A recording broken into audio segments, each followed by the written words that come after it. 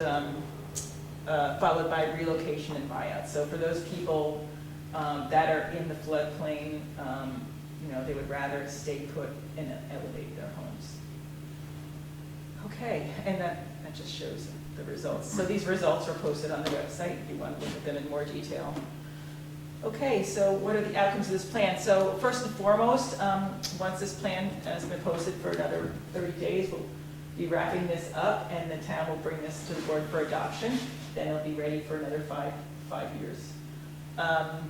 So as I said, it's a very important resource to use as you're going forth and identifying projects, and increase your understanding of flooding and increase your understanding of what kind of projects you can do to reduce it. And it's going to be helping make you more resilient. And then last but not least, it will help reduce your flood insurance premiums. I have one question though. Sure. Suppose this gets us to be a 10% reduction, and if the town drops the ball for the next 5 years, we get kicked out of the system, and my flood insurance will go back up 10%? That's correct.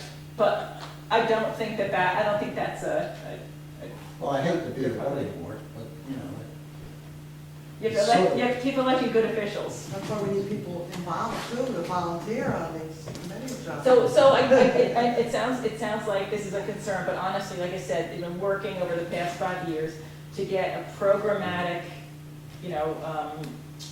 management of the floodplain. So they've got programs in place, procedures, administrative procedures in place. So even if you do have new officials, those procedures are part of the town operations. So again, I feel like they've done a very good job in preparing for the CRS.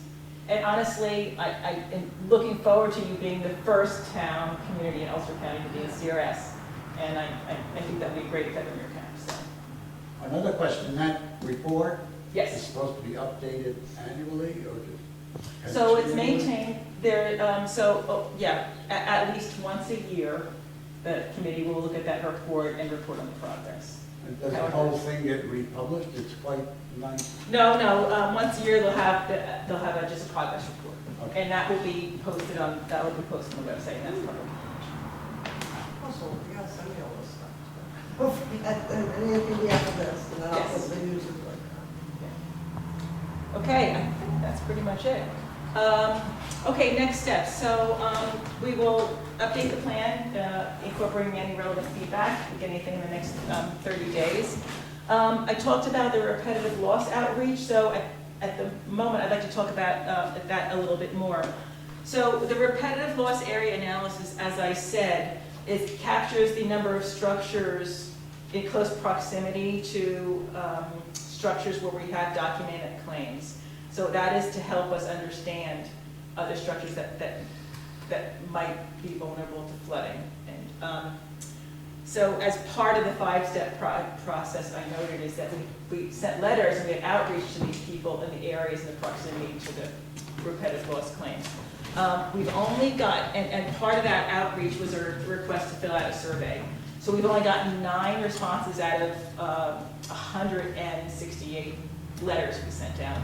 So I'd like to ask anybody who's listening and anybody who's here that got one of those letters to fill out the survey. I have hard copies. I'll leave the hard copies with town supervisor, and anyone, if they don't have access to the internet, can fill it out. Would it be possible to have someone actually call these people? All 168. We don't have the We information. don't necessarily have their phone numbers, we only have their addresses and the tax bill goes. Yeah. You know. Well, we might Some- have a lot of their phone numbers, but send them along. I mean, I could try. If you give me the list, we do have the database of phone numbers. Yeah, we Doesn't can hurt. give you the list if you guys want to go through that, that's Yeah, fine. give me if you can send me the list of names, we'll do what we can. I have to say that it sounds like a good idea, but I have to talk about the confidentiality issues with that. Yeah. I don't think I would be able to We actually should do actually that. mail them to them. We have to mail them to them, yeah, so Right. I can double check on the confidentiality, but they did all get, hard Yeah. copies of the survey. And believe you had a Facebook post about it.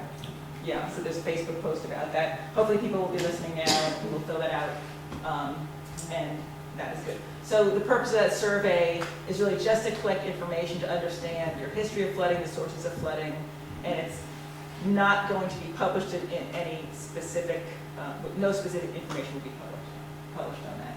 So if people can fill out that survey, that would be good. Okay, then we'll finish that repetitive loss area analysis, and those results will be available at the town hall and also on the website. And once the plan is adopted, we'll forward that to FEMA and the Insurance Services Organization to have them score the plan.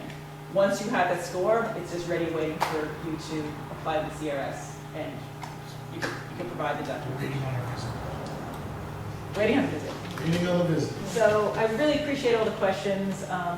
Again, I was trying to make a general presentation, and now I know with different areas I should probably be giving more detail, but I appreciate your questions. If you have any more questions, I'm here, and thank you for coming. Thank you, Cynthia. I appreciate the time and the effort that you guys have put into this and the Safari Committee as well. Again, folks, can't stress enough, if you received a letter regarding repetitive loss, your home being in a repetitive loss area, we certainly would appreciate you filling out that survey. Again, that information is not to be shared publicly with your individual home, but it's going to help us develop a better plan and response. So, thank you everybody that came, and if you have any questions regarding what you saw tonight, don't hesitate to contact my office, either phone me or send me an email, Shandaken Supervisor@yahoo.com.